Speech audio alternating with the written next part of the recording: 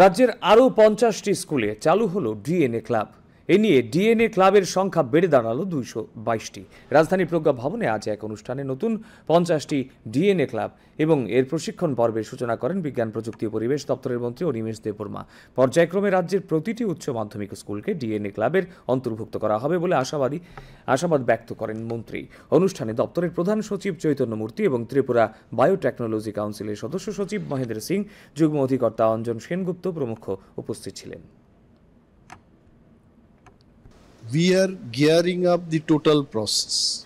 DNA ক্লাবের মাধ্যমে আমাদের রাজ্যের প্রায় সর্বত্রই অনেকগুলো স্কুলকে আমরা তার আওতাধীন আনতে পেরেছি এবং সায়েন্টিফিক রিসার্চ বা গবেষণা বা পরীক্ষা নিরীক্ষার জন্য ছাত্রছাত্রীদের যা ইনফ্রাস্ট্রাকচার দরকার, এই ইনফ্রাস্ট্রাকচারগুলো আমরা তৈরি করে থাকি।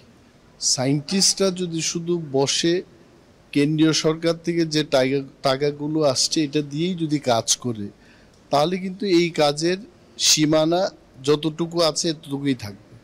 এখন এই সীমানা পেরিয়ে তাদের আরো নতুন করে কাজ করতে হবে।